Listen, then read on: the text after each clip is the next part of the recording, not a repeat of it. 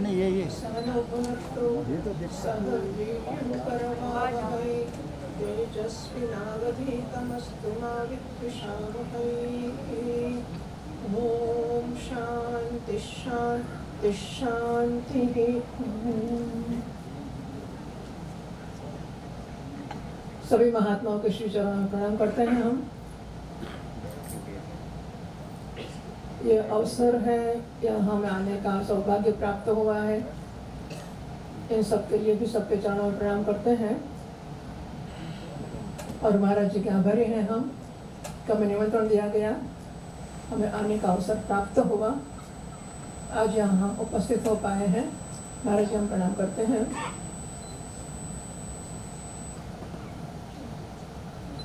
इस कार्यक्रम के बारे में सब जानते हैं तो हम नहीं कह रहे हैं। इस उपलक्ष्य में आज एक नाटक यहाँ प्रस्तुत होने वाला था। महाराज जी ने चाहा था, हमने भी चाहा था कि नाटक ही हो जाए सच्चा, पर ये बहुत अभी 15-20 दिन पहले ही बात हुई। तो अहमदाबाद से ऋषिकेश या दिल्ली की ट्रेन की कोई टिकट नहीं मिल रही थी, तो नहीं आ पाए सब लोग। तो फिर इसकी अनुपस्थिति में या स्क्रीन पर दिखाया जा रहा है जो नाटक है, उसका नाम है संन्यासोत्तरेजयत, महानारायण उपनिषद का मंत्र है, उसका यह अंश है। वहाँ मोक्ष के लिए साधन बताए गए 14, और इन सभी में श्रेष्ठ संन्यास है मोक्ष का साधन, यह वहाँ बताया गया है। हमारे गुरु जी की पिछले महीने सितंबर में हमने कार्यक्रम किया अहमदाबाद में।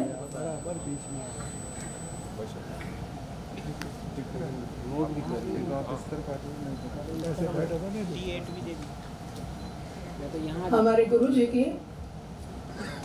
गुरु कृपा स्वर्ण जयंती महोत्सव अहमदाबाद में अध्यापन करते हुए उनके 45 वर्ष पूर्ण हुए थे। इस उपलक्ष्य में गुरु कृपा स्वर्ण जयंती महोत्सव तथा उनके संन्यास से 44 वर्ष समाप्त हुए थे, इसलिए 44 संन्यास जयंती महोत्सव मनाया गया। वहाँ हमने कुछ कार्यक्रम किए थे, उसमें एक यह भी था नाटक संन्यासोत्तरेजयत, क्योंकि संन्यास का कार्यक्रम 44 संन्यास जयंती महोत्सव था महाराज जी का। यह नाटक शुरू होता है याज्ञवल्क्य मैत्रेयी से।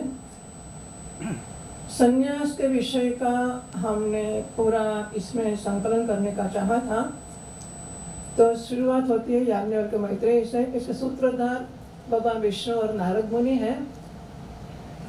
तो वे कहते हैं कि क्या कार्यक्रम होने जा रहा है। फिर याज्ञवल्क्य मैत्रेयी तो उपनिषद बृहदारण्यक के प्रसिद्ध संवाद है दोनों के। याज्ञवल्क्य शुरू करते हैं। वैसे यज्ञ की समाप्ति हमने दिखाई है नाटक में, यज्ञ पूरा हो रहा है और उसके पूरे होने के बाद कहते हैं कि अभी हम न गृहस्थाश्रम में रंतु कामोस्मि, हम घर को छोड़ना चाहते हैं, हमें गृहस्थाश्रम में भ्रमण नहीं करना है। ये अंदर नहीं है पुस्तक में, नाम उपनिषद में, पर हमने लगा दिया है। और फिर उसके बाद आगे चलता है कि दोनों सुन लेते हैं, मैत्रेयी और कात्यायनी भी हमने दिखाई है। तो दोनों ही सुनते हैं और दोनों एकदम आश्चर्यचकित हो जाते हैं कि क्या ऐसे कह रहे हैं कि हम घर छोड़कर जा रहे हैं, अभी गृहस्थ आश्रम से हम नहीं रमण करना चाहते। तो ये पूछ रही है, बोलते हैं कि हम संन्यास ले लेंगे और जो हमारी संपत्ति है आप दोनों बांट देते हैं, तो जिसके कारण आप जुड़े हुए थे आप अलग हो सकते हैं। कात्यायनी सामान्य पत्नी है, वो स्वीकार कर लेते हैं। मैत्रेयी कहती है कि जिसको छोड़कर आप जा रहे हैं, आपको जो छोड़ने योग्य लगता है उसको आप हमें दे रहे हैं। क्या आपको उससे अमृत तत्व की प्राप्ति नहीं हुई तो आप सोचते हैं हमको होगी, तो हमें भी नहीं चाहिए वह। याज्ञवल्क्य बहुत ही प्रसन्न होते हैं कि पहले भी आप हमसे प्रिय थे, हमें आज आप बहुत ही प्रिय लग रहे हैं, यही आज तो आइए बैठिए। और अमृत तत्व का साधन मैत्रेयी पूछ रही हैं। याज्ञवल्क्य जी बता रहे हैं कि अमृत तत्व से नाशास्ति वित्तेन, अब जो वित्त हम दे रहे हैं उससे अमृत तत्व की आशा तो है ही नहीं, तो फिर हमें क्या करना है उससे, जिस अमृत तत्व की प्राप्ति न हो। तो ठीक है, कैसे प्राप्ति होगी? उसका साधन याज्ञवल्क्य बता रहे हैं। तो यह पूरा संवाद हमने यहाँ बताया है।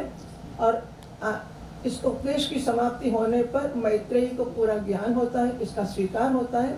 फिर याज्ञवल्क्य मुनि घर छोड़कर चले जाते हैं। यह पहला है। दूसरा, उसके बाद भगवान शंकराचार्य बचपन में उन्होंने संन्यास क्यों लिया। तो बीच में जो सूत्रधार है पूछते हैं कि क्या गृहस्थ आश्रम के बाद ही संन्यास लिया जा सकता है। हमने तो सुना है कि शंकर ने बहुत छोटी उम्र में ले लिया था, तो क्या वो भी हो सकता है। तो 8 वर्ष का शंकर है, पहले गुरुकुल में पढ़ने जाता है, बहुत छोटा, 5 वर्ष की उम्र में उनका उपनयन संस्कार हुआ और गए गुरु जी के घर में, वहाँ अध्ययन वगैरह किया और वहाँ से वापस आते हैं। वहाँ प्रतिज्ञा होती है। गुरु जी कहते हैं कि आज हमारा वैदिक सनातन धर्म शिथिल हो रहा है।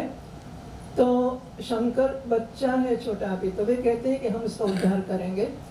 आजकल कोई है महात्मा जिनके पास जाए हम, तो बोले गोविंद पदाचार्य जी महाराज हैं, हम उनके पास जाएंगे, हम सन्यासी भविष्यामि, हम सनातनम वैदिकम धर्म उद्धरिष्यामि, प्रतिज्ञा करते हैं उस समय।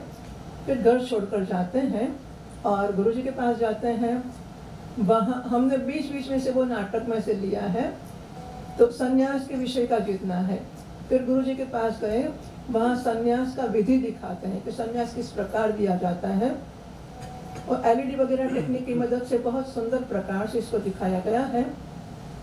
उनका सन्यास होता है, सन्यास के क्या व्रत होते हैं, सन्यास का व्रत लेने के महावाक्य का उपदेश कैसे होता है, यह सब गोविंद पदाचार्य जी महाराज शंकर को देते हैं। यह सब दिखाया है। और उसके बाद वहाँ दोबारा प्रतिज्ञा होती है कि हम सनातन वैदिक धर्म उद्धरिष्यामि बोलते हैं गोविंद पदाचार्य जी महाराज कि शिथिल हो रहा है हमारा धर्म, क्या होगा, बोले हम उद्धार करेंगे। तो उनको आशीर्वाद दिया जाता है। और यह हुआ कि संन्यास का विधि वगैरह क्या है। उसके बाद पहले हुआ था कि धन से संन्यास की मोक्ष की प्राप्ति होती है, तो अमृतत्व से नाशास्ति वित्तेन। उसके बाद में ये है कि कर्म से क्या मोक्ष होगा कि नहीं, कि ज्ञान से होगा। तो मंडन मिश्र का संवाद दिखाया है कि मंडन मिश्र के पास जाते हैं शंकराचार्य भगवान शास्त्रार्थ के लिए। वैसे शास्त्रार्थ में ये है कि विजिगीषा, जीतने की इच्छा से ये शास्त्रार्थ नहीं। हमने ये कहा है कि गृहस्थाश्रम स्वधर्म आचरण से भगवान हरितोषणार्थ भगवान प्रसन्न होते हैं और उससे फिर जिज्ञासा होती है। तो मैत्रेय ने भी तो कुछ साधन नहीं किया ना, गृहस्थ धर्म का पालन किया था, उसी से भगवान प्रसन्न होकर उसकी जिज्ञासा हुई, उसे ज्ञान हुआ। इसी प्रकार मंडन मिश्र ने क्या किया था, न तो जिज्ञासा हुई थी, न गुरु जी के पास गए थे, कुछ नहीं किया उन्होंने। वर्णाश्रम धर्म का पालन, स्ववर्णाश्रम धर्मेण तपस्या हरितोषणात् साधन प्रभवित पुंसाम वैराग्य चतुष्टयम। दोनों इसके उदाहरण हैं कि उनके अंदर जिज्ञासा नहीं हुई। शंकराचार्य भगवान आए तो बोले हमको तो सन्यासी से बात तक नहीं करनी है। तो जीतने की इच्छा वगैरह शास्त्रार्थ नहीं, हम तो यही कह रहे हैं कि जब लोग कहते हैं कि जिज्ञासु कहाँ मिलते हैं, जिज्ञासु कहते हैं महात्मा कहाँ मिलते हैं, अरे दोनों ही मिलते हैं। जब दोनों की तैयारी हो जाती है तो जिज्ञासु को ढूंढते हुए भगवान भी आ जाते हैं गुरु जी, और गुरु जी के पास जिज्ञासु भी आ जाता है। यही दोनों इनके उदाहरण है। तो मंडन मिश्र के घर शंकराचार्य भगवान आते हैं, शास्त्रार्थ होता है। शास्त्रार्थ के बाद मंडन मिश्र स्वीकार करते हैं। तो स्वर्ग में जाकर क्या करना है, फिर हमारे गुरु जी के चरण ही स्वर्ग है। और हम मोक्ष के लिए तो क्या करना पड़ेगा, स्वर्ग जाना पड़ेगा कि नहीं, तो यज्ञ आदि करने पड़ेंगे नहीं, तो गृहस्थ आश्रम की आवश्यकता है नहीं, तो क्या, तो हम संन्यास ग्रहण करते हैं, सबका त्याग करते हैं और उनका संन्यास होता है। यहाँ तक का इतना नाटक में बताया गया है। तो अभी हम उसको स्क्रीन पर देखने जा रहे हैं। वह नाटक संन्यासोत्तरेचयत्, संन्यास मोक्ष के साधन में सबसे सर्वोपरि है। यह नाटक हम देखेंगे। हरिओम।